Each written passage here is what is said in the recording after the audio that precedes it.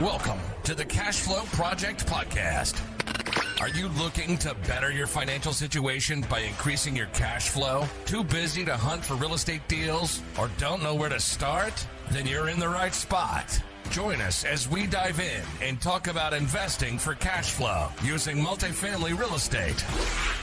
Welcome to the Cashflow Project podcast. I'm your host, Steve Fierros with Tri-City Equity Group. Today, I'm excited. We've got Brian Seidensticker on the show. So Brian founded Taxable Resources, TSR. It's a comprehensive tax sale data system, and that was back in 2010. So great time to be kind of in the market for distressed assets. So TSR combines critical aspects of information needed for intelligent investing, and so he's definitely here to help the investor. And I'd be curious to kind of pick his brain. And so we're going to have a good conversation today about how this could fit into your overall investing strategy, and see if we can help guide you to success. Brian, welcome to the show. Thanks, Steve. Thanks for having me.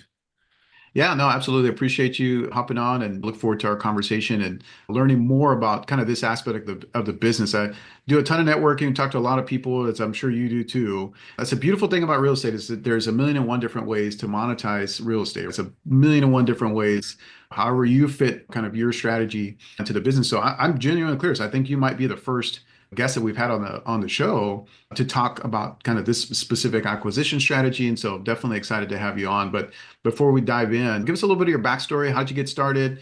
He's got the Cavs jersey on there, or the Cavs pullover. And so were you always buying and selling real estate in Cleveland, or fill us in? What's your story? Yeah, tax sales are definitely unique. I think a lot of people have heard about it, but don't know much about it. And a lot of things that people hear about aren't true. And so I didn't go to school for this. I was actually an aerospace engineer I call my previous life. I did that for about 10 years and had a moment in my life where I realized I was basically running on a hamster wheel, not making a whole lot of forward progress, and started flipping properties on the side, not at a big scale. It was like one or two properties we'd do at a time. I'm originally from Montana. I was living in Phoenix at the time. I went to school down there, and this is 2007, 8. I think I hear this same story from many, many folks that even were thinking of real estate at the time, ended up, basically upside down on a property and found out what the tax lien was on the wrong side of the tax lien. And Montana has some very weird statutes around tax liens. And so every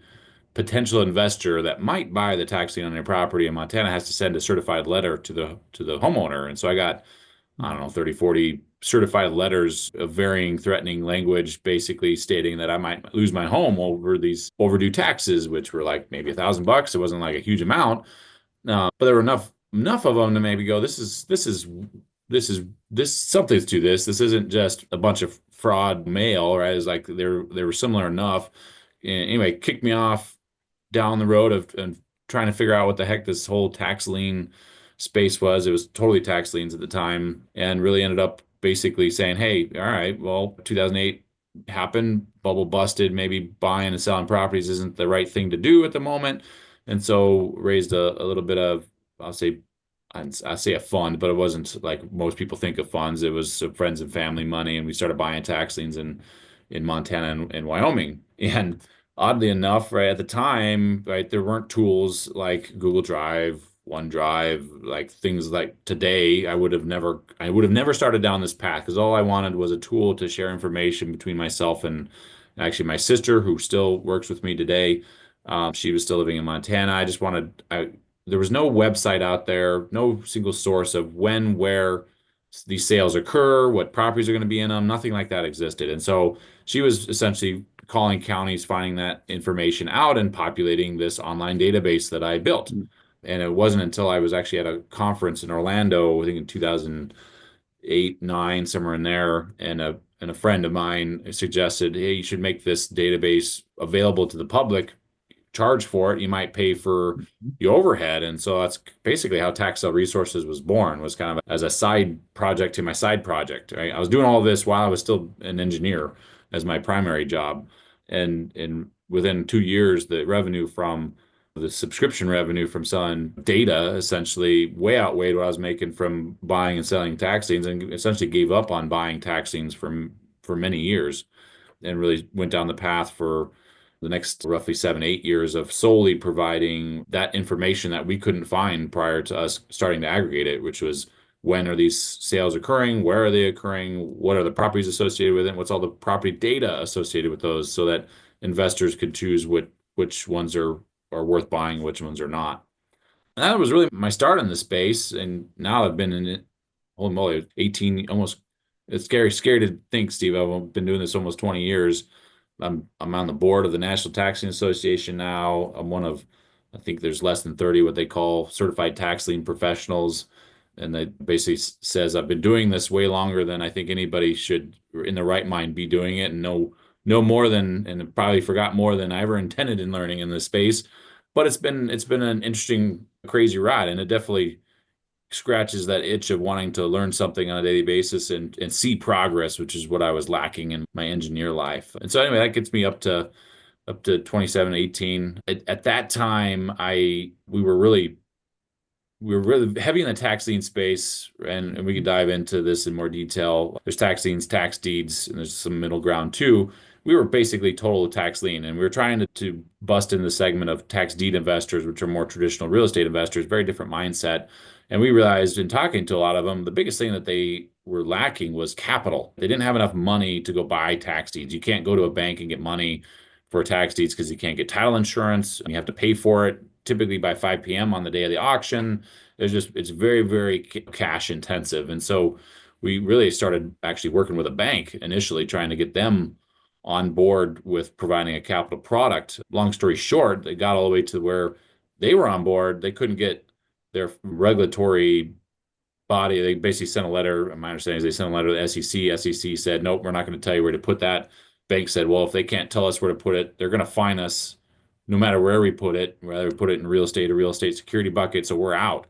And we've done all this work trying to get them on board. And our thought was, if we get investors access to capital, they'll use more of our services. That was our end goal. Sure. It really shut a door on us, quite frankly. But hindsight 2020, one door closes, another one opens, and really said, hey, what if we started a fund and provided that capital to our tax sale investors? And that's really how I say my second venture in the space was born. It's called Mountain North Capital, really with sole purpose at the time of providing capital to tax deed guys. That's what we did. So we went out and raised a fund to kind of prove out the concept. That was fund one.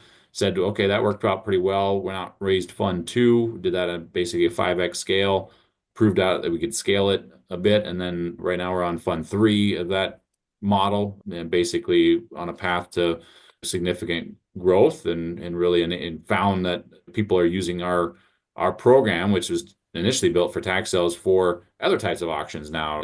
For standard mortgage foreclosures really aren't that much different. You can get title insurance a little easier, but it's still cash intensive. You got to go pay for it in most states the day of the auction. And so we've seen a lot of growth on that. So anyway, I come from the tax sales space, built a product for the tax sales space, and now we've found ourselves branching out, providing capital to folks beyond that. But that wasn't necessarily the path I intended to go down. When I started in 2008, I was like, I'm going to start a fund that does this. In 2018, that definitely didn't happen. Well, my takeaway kind of from your story the whole way is like, and again, anybody who's successful, anybody who's in business will find this. It's like, well, you're solving problems. You're bringing solutions to the table. It's like, okay, well, hey, I've got a personal problem. Great. Let's find a solution. No, well, let's help provide this solution to other investors. And then it's, well, hey, these investors, I'd love to help them, but like how you're saying, like it requires it's very capital intensive. Well, let's provide a solution to that. And maybe that is your engineering kind of mind going to work. Hell, let's help engineer a solution here. Like that's what we get paid for, is to solve problems. So I love that. That's awesome. And I'm genuinely curious, like how, and I was around during that time when you were starting out too. I was in the business. And so like so much has changed. You're talking about the technology component. And I'd love to actually pick your brain a little bit on this too, just maybe how you guys are implementing maybe some of the tools today. I remember when I first started out, it's like, yeah, we're still using completely paper contracts. I'm using paper maps that I printed out from my office computer, fax machines and all that kind of stuff. And now everything is digitized. So like, I totally feel you when you're like, gosh, the industry has come so far in the last 20 years. It doesn't look anything like how it real estate doesn't look anything like how it did when I first started in the business. So I totally get That's that. a fact. That's a Yeah, fact. yeah. But no, so yeah, so are you still doing, obviously you're providing capital solutions. Is this acting as just kind of like short-term funding, like bridge debt kind of deal until they can secure some Yeah. more permanent financing, just more for acquisition, or how does that work? Yes, I mean the structure is very much geared toward short term. Like as soon as you can go get better capital at a better rate, like do it. Right? And that's kind of Right. the position we want to be in as well. We're solely, our model is we consider real estate more inventory, which is opposite of we don't take advantage of a lot of the things that most real estate investors get to, right? Long term capital gains, right, and all of certain. And so that is a downside of what we do, but solves a problem, a pretty urgent problem for a lot of investors, and it solves it well, at least from our perspective, biased on that front. So yeah, it definitely is come about of, like you said, the engineering mindset of seeing a problem, figuring out how to solve it. I like to think those solutions end up net positive. Certainly not perfect. I've got myself into scenarios where like solving a problem and then you find you're like, why am I solving this problem? It doesn't need to be solved, right? So I'm certainly not perfect in that sense. But I guess back to your question on the technology side, yeah, the industry is real estate has evolved immensely. Tax sale industry has evolved immensely. I mean, I think when we got started in this space, investors were literally, if you knew enough to figure out how you get a list of parcels, it's truly, at least back in that day, it was just a list of parcel numbers. What the heck do I do with Hmm. this, right? And if you were savvy enough to know what to do with that list of parcels, go look them up through the county assessor. If the county assessor had an online website and you did it one by one, which in some cases isn't so bad if you're doing it for 50 or 100, but there were some counties have auctions. Cook County is the largest tax lien auction in the country, have sometimes 60,000 parcels. Can you imagine looking up 60,000 parcels? It didn't make sense. And that's kind of where, all right, there's an opportunity for us to do this on a larger scale. Put it at the Hmm. time was just presented in a basically glorified Excel document, right? Here, do your filtering. Now it's a much more visually based platform, allows you to filter through based on location, and it's like any other online platform. It's a much more savvy, but or much more powerful tool. But people couldn't even imagine that level of tool when we got started. It was just solving basic things. When and where and what properties were in the sale. That's really the only solution that we had at the time. We've No. come a long way. Oh yeah, I'm for sure. I'd be curious too, like if you guys now are using any kind of AI tools or any of that kind of stuff, like incorporated into any of your sites or tools or any of that kind of stuff. That just seems to be kind of the way that the industry is veering. But it's like, well, we have so much now. We have so much computing power. It's like, well, yeah, and it's just like finding applications for it. Right? Yeah. Like now, it's like I mean, obviously there's still kind of a lack of it, but everybody's kind of scrambling. I feel like now, like, all right, how do we implement this? Like, how do we make this work? And it sounds like as the technology has improved and progressed, we need people like you and somebody with an engineering mind to like, okay, I have this. All right, here's the problem. Let's help identify that and let's incorporate some solutions into what we're trying to do to get this inventory moved, to get this capital placed. Because at the end of the day, that's what you're trying to do. You're kind of playing matchmaker here. Hey, this capital needs to find a home. There's a ton of capital out there, but Right. can we get it into the hands of the right people who can do something with it, right? Like to buy the properties, to help move these distressed assets and turn them into something more productive, right? Like at the end of the day, that's how I like to see kind of people working in that space, in your space, are doing, right? You're bringing inventory back to the market that was just kind of maybe dead, stagnant, and hey, let's reincorporate it and provide some solution. So, and Yeah. yeah. Yeah. It's AI is such a big term and bucket of do we utilize all of the different types of AI out there? I mean, really talking about problems to solve. The other thing that we noticed was nothing really existed to tell folks like, when you think of real estate, most people in real estate, what do you do to value real estate? Go look at comps. What is other stuff that's similar being sold for? Well, nothing like that exists in the tax sale space. You Mm, can't look at a comp of a nice single family home that is move-in ready and compare that to 99% of tax sale properties, because tax sale properties I like to visually describe when anybody's watching HGTV fix and flip show and they go in and it's like the biggest mess, clean out like hoarders, like nests. I almost guarantee 9 out of 10 of those properties that they're showing on those shows, those were tax sale properties, so that you can't compare that to a move-in ready property, right? You can't use those. So one of the things that we've done is implement some, I mean, I'll call it AI just because it's a catchy term, but it's a fancy algorithm that's looking at other properties, similar tax sale properties in that area, and what have they sold for, just to give an idea of what do we think this property is going to sell for at auction. And then mhm. we do exactly that. The folks in our program, we enable them with that to say, hey, target these type of properties because you're much more likely to buy them at a price that makes sense. And if we're the one that's providing the capital to do that, obviously we have incentive to try and point them in the right direction. So that is one of the ways that we've implemented AI. Obviously, we've got some other projects going in the background to take that fancy algorithm and make it even more smarter with large language model type smarts. That isn't necessarily market ready. Those are some of the cooler things that we're able to do with this. Ultimately, what we found is we just had this giant unique data set that nobody else seemed to have, and we knew what stuff was selling for, where it was selling. So we had the ability to point people in the right direction and say, go buy here. If you know what you're doing, go buy here. We also have the capital to do it, and so it ended up being a great situation at the end of the day. Yeah, no, 100%. I mean, like I said, you're playing matchmaker and providing the tools to be able to go and, hey, here's an opportunity. We've helped identify that. Great. Hey, here, run with it. Curious, is this something that you guys are operating? Like, does this work in every market, every state? I know each jurisdiction is going to be a little different, just like how you were saying, like, oh, Montana kind of has this kind of a unique setup. Would this work? I know you're in Ohio. Okay, does this also work in Texas, in Florida? And I'm based in Hawaii. Is it the same kind of across the board, or do you guys have solutions across the board, or is it we're primarily in these states because it works best in these places?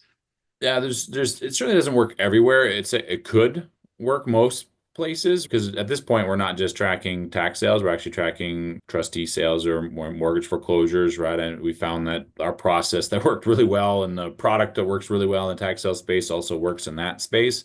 So when you look at it from that perspective, it could, in theory, be workable everywhere, right? We're not in every state. I think we're in 12 states now, but that doesn't mean that we couldn't be in almost every state, right? We're just looking for the right partners, right, to work with at a local level.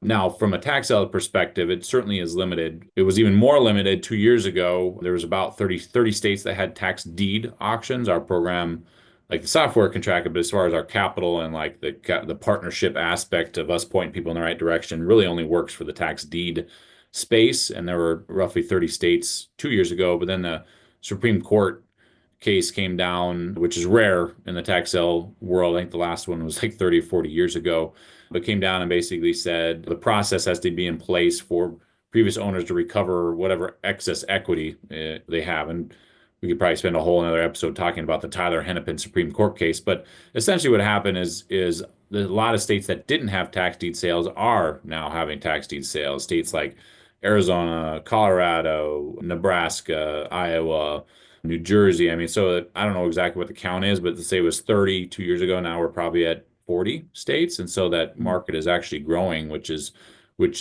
again, didn't plan it, but seemed to work out well for us.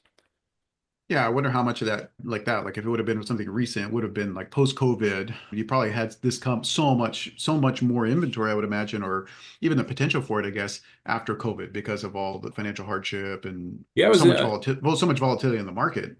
And I'd be curious too, like even to see what your thoughts are, like as we're moving into this, where we are like currently in the space. Like there is, I mean, everybody's kind of talking about it, hearing about it. Okay, hey, debt. Interest rates have increased. There's obviously a lot of volatility in the market now, talks of recession and all this kind of stuff. Like there's just, all right, these last couple of years have not been what those first 2020, 2021 were, where we kind of had a boom and cheap capital. And so I'd be curious to get your take and maybe what you're seeing. Have you seen an uptick in inventory, or do you see this playing out? Hey, yeah, this is going to be, the future for this is pretty bright, like and at least in terms of the tax sales, or kind of get your take on where we are in the market. And yeah, it's interesting because I think we're slightly on the other side of a peak as from a tax sale world perspective. If you go back to, I'd say the latest peak, I don't think we'll ever see the levels that we saw in like 10, 11, 12, 13. And what's interesting, at the time, I had no clue we were in like this unprecedented level of available product in the tax sale space and really driven by the bust of 08, 09. And then it takes a couple of years for it to really hit the tax sale industry. And it was really as far as available product and competition, it was like available products going down, competition's going up for the tax sale properties. And then it got even worse when all of I'll say the mortgage foreclosure inventory dried up in 15, 16. You had all of these fix and flippers that they kind of had their model that worked, and then there was no inventory to buy. And so they started looking at other things and they ventured in the tax deed realm. And so that's really where it became challenging, right, to find the right properties in the right locations. It used to be if you just knew of the space, you could find amazing deals just because nobody else knew, right? And then 18, 19 is where it became really no different than any other real estate, as far as like you couldn't just go to a tax sale and expect to get gigantic discounts. You had to have some intelligence, right, and some model to deploy in order to do it correctly. And it's again, not necessarily intentional, but it timed out well with us being able to point people in the right direction. We had the data analytics to say, okay, well, that area doesn't really make sense because things are being sold at 90% of market value. Go to this area because things are selling at 50, 60% of market value for whatever reason. We didn't really know. We just knew it based on data. It is counter-cyclical. And so typically when there's a recession of some sort, then the amount of tax liens and tax deeds goes up, which we have seen. It's hard to say it's a trend because really since 2021, like COVID, because sales were postponed and then some states they didn't have a sale for a year. So like the data has been very, very weird and erratic for 3 or 4 years while as they kind of stabilize. But I think between 23 and 24 was like the first like solid year of there's no more catch-up sales. Is this a trend? And we did see solid increase in delinquencies between those 2 years. And so to me, it was like, okay, well, I think it's a indication that whatever savings people had acquired, accumulated during COVID, it seems to be drying up. There seems to be delinquencies. And then we have seen an increase in tax deeds properties going up for sale. And then interesting enough, we're quickly seeing in the mortgage foreclosure side, and then also in the tax sale space, I would never see a commercial property or a multifamily property ever show up, especially in the tax deed auction, right? Usually there was a mechanism for those to be sold way before they ever got to that stage. And we're seeing properties making it to those auctions, and maybe not all of them being sold. They might go back to the lender, but there's obviously a lot of investors in that space that got into arms when that arm is up at this point, right? And the lender is coming in. And I'm trying to think of the economist, Elliot Eisenberg is the guy's name, but he had talked about how commercial was going to be the next big bust, but size-wise, it's nothing like the residential bust of 08, 09. And I think that's kind of where we're at, is like the commercial bust is happening. It's not as big a news because it is a very small percentage compared to the housing bust of 08. But you're seeing opportunities arise out of that. And then we're certainly seeing that in the data. And so I think we're in that, if you're looking for good deals in that space, right, that is not a bad thing to get into, right? And get ready because there's going to be more that are going to be coming down the pipeline. I think there's going to be I believe that there's going to be some sort of recession, and so having more on the single family side is probably going to happen. How big that rise is, I don't know, right? Is it going to be to the level of the 08, 09 bust? I don't think so. I don't think that'll ever happen in our lifetime. Hopefully it doesn't happen in our lifetime again. But we're kind of at the beginnings of that cycle, Steve.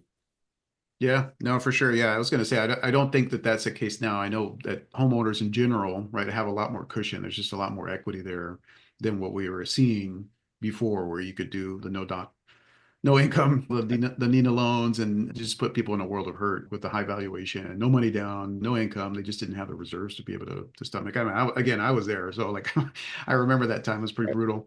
Yeah, that was going to be my other question. You kind of answered it already. If residential is the only thing that kind of like you guys are focused on, but obviously being in the commercial space, we would see other stuff starting to kind of hit too.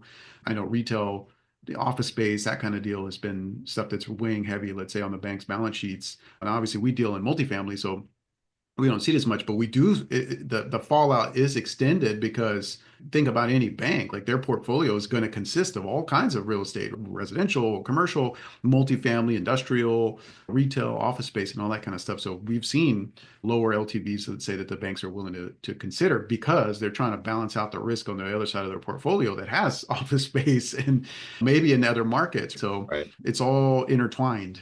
So yeah. But I would definitely be curious about what kind of markets that you are seeing movement, let's say, on the commercial stuff. And that is interesting that it's getting through. I know I am seeing delinquencies, or we've kind of been tracking some of that on the commercial side. But like to your point, you typically, what gets the headline news is when it affects the homeowner. And there's just so many more compared to any type of commercial property. So that would always get the headline news. Yeah. But yeah, so you're thinking we're going to see more of that, and I know it takes a while to play out too, and that probably varies by jurisdiction, like how long like the process takes. Like, okay, yeah, well, you had on a nationwide scale, the tax sale space is probably 1 to 2 years behind Mhm. where you see it other indicators, right? But the fact that we are seeing some of it already, we'll see if 25 follows the same trend. But the fact that we're seeing some of it already, I think is like, okay, well, maybe we've been there for a bit and just hasn't made it news yet. And I think the commercial space probably was in that already. So it'll be, yeah, it's definitely an interesting era of I've never seen that many large commercial buildings end up in that. There's obviously too much because if there were enough buyers out for that stuff, there's enough value for it to be purchased way before it ever gets to a tax sale. And so the fact that any of them are trickling in is definitely new ground that I have never seen before. Yeah, I think you nailed it right there. That it's all new ground for a lot of us in the industry, period, right? Because hey, who would have known what throughout COVID? Oh, well, that work from home is a thing. You know what I mean? Oh, Yeah. okay. Well, that really shakes up what industries and overhead that people are willing to take on or can take on or what's needed. So that was a huge black swan. And so it's like, okay, that rattled the market. It's like, oh, okay, well, cool. That creates new opportunities. So can you go in and, all right, we're going to do some conversions or we're going to try that. Or, and again, there's a lot of capital in the system and even more so through COVID because they pump so much money into the system. So that kind of stuff still needs a home. Like it still needs to be productive. I think that's what a lot of people don't take into account is, hey, you know what? It's not like the money vanishes. It's like, Right. I think there's still a lot of money sitting on the sidelines. It's just kind of waiting for maybe an opportunity like yours. Like I would almost be curious, and obviously you don't have to disclose anything, but hey, as obviously you guys have continued to develop your track record with your different funding rounds, like has the capital, of course, would increase just because you're getting more and more experience, more and more exposure. But I'd be curious if it's like, oh yeah, it's not linear. It's like, nope, it's been pretty exponential. Hey, this last funding round, man, we grew a lot because there is a lot of capital waiting on the sidelines, waiting on great deals. Yeah. And you're just seeing more and more kind of come into this space because again, that capital's got to find a home. It's it's not going to sit on the sidelines forever. Yeah, I don't know if you guys see the same thing, but we definitely every time there's a big dip in the stock market, right? All of a sudden there's a lot of interest in, yeah, I need something a little more safe, right? And buying real estate in general is typically a little more safe. At least you're backed by something, right? And so there's usually when there's a big dip, there's our phone rings, which is good for us. And then when it bounces back up, okay, the phones get a little quieter. I would definitely see that for sure. Yeah, it's like gold, bonds, and real estate. Like it's slower moving, a little safer, hedges, all hedges against market volatility. So yeah, no, I'm totally tracking that. So well, Brent, this is a part of the show where we kind of enter into what we call our fire round. Just a little bit more brief kind of Q&A. So is that something you're up for? Sure, go for it. Right I'll do on. it. I'll do the best I can. All right, first question. What is your best book recommendation? For a lot of us in the real estate industry, it's Rich Dad, Poor Dad, it's Richest Man in Babylon, some of these kind of go-tos. Hmm. Do you have a go-to that you have as a solid recommendation? And it doesn't have to be real estate. I know for a lot of us, hey, it's mindset or heck, if you even have an engineering, anything that can kind of key us into something more useful, we'd definitely be open to. But yeah, do you have a favorite book recommendation? Well, since you opened the door to non real estate, and I'd say Yeah.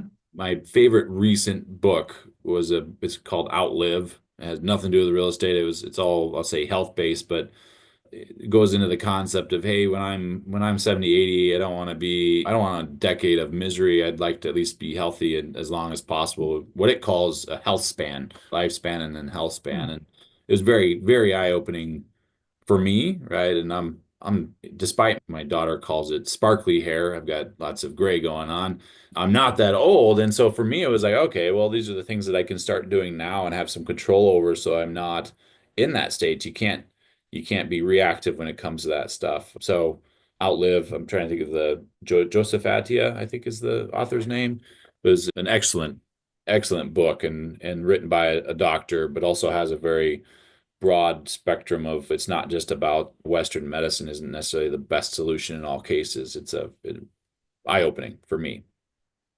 Yeah, no, I have to check it out. Yeah, and I think that's key to remember. It's like, hey, our conversations are about building like financial wealth, but it's like, well, what good is that if you pass away when you're 50 because of a crappy diet and sedentary lifestyle and or whatever. There's so many stressors that we have in our life. It's like, hey man, the trend should be that we live longer. We're looking to build wealth, but at the same time, you got to be around to enjoy. You got to be Well, around to yeah, enjoy it. well, It doesn't do you any what's the good, purpose of when you're having it, right? exactly, Yeah. exactly. So no, that's good. And I'll check that out for sure. I love stuff like that that thinks more holistically to wealth because it's not just financial wealth. Yeah, so that's cool. All right, next question. What would you consider your superpower to be? Well, it's superpower and a super non-power.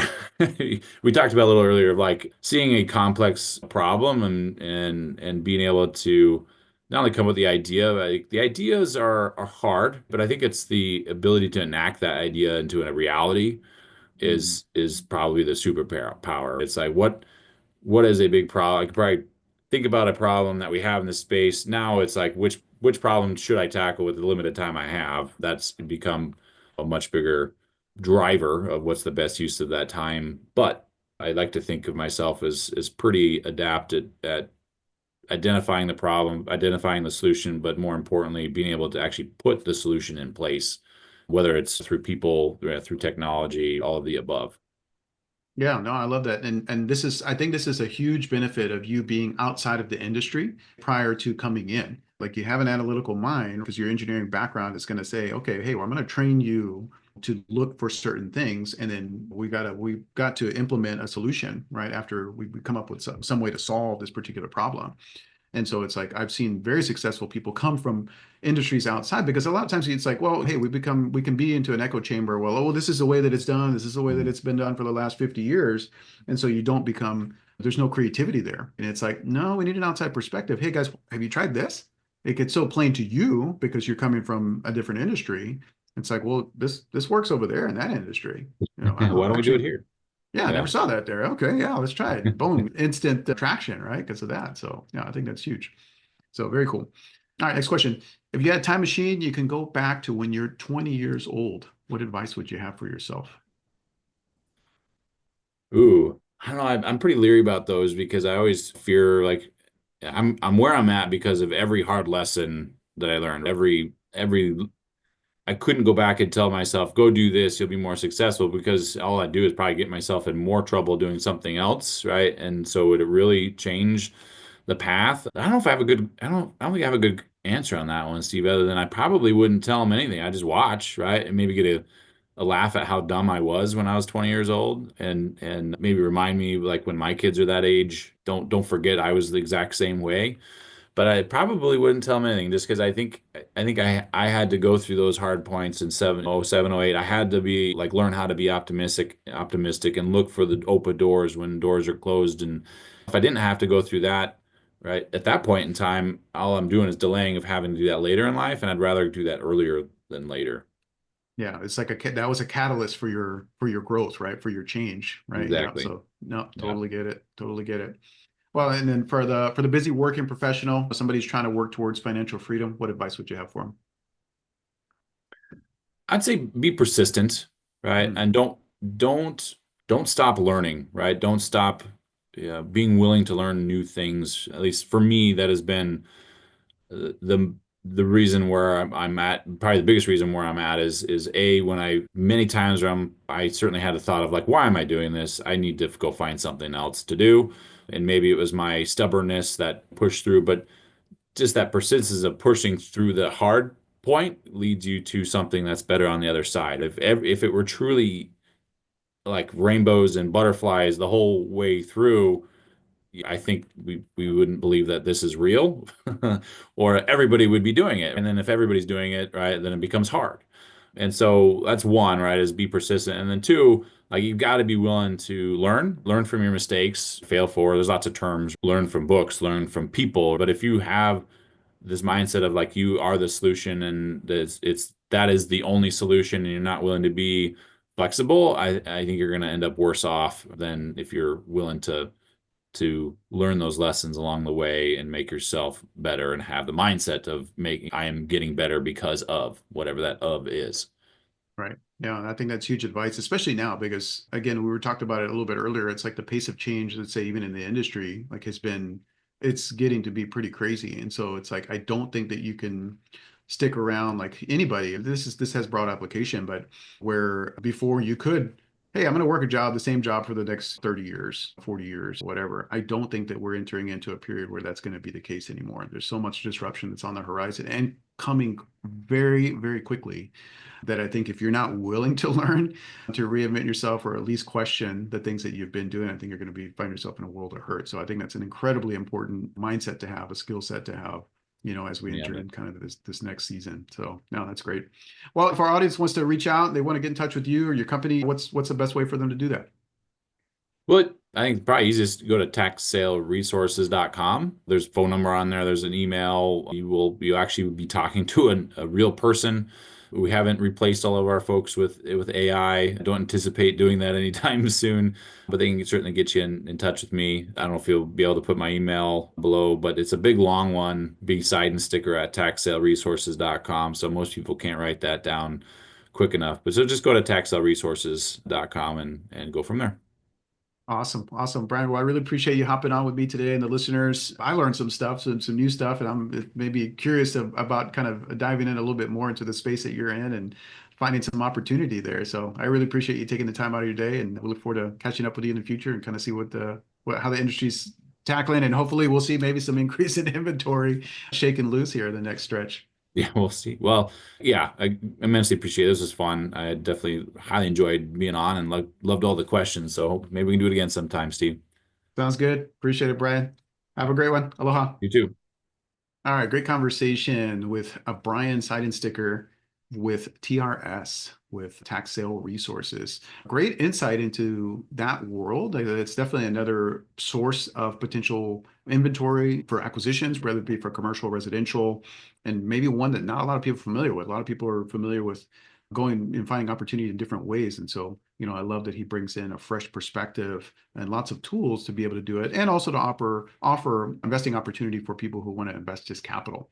So make sure you go check him out and see if that might be a good fit for you. Well, guys, if you're interested in investing with us, you can go to tricityequity.com. You can learn more about the projects that we've done, multifamily investing in general, or other opportunities that we've got coming up. We'd love to talk to you, schedule a call, or shoot us an email. If you want to connect with like-minded investors, we've got our monthly meetup, happens every month. Beautiful location. So we have that Honolulu multifamily and more. So you can find us on a variety of different sources, but we'd love to see you out, put a face to the name, shake your hand, and share some experience in investing.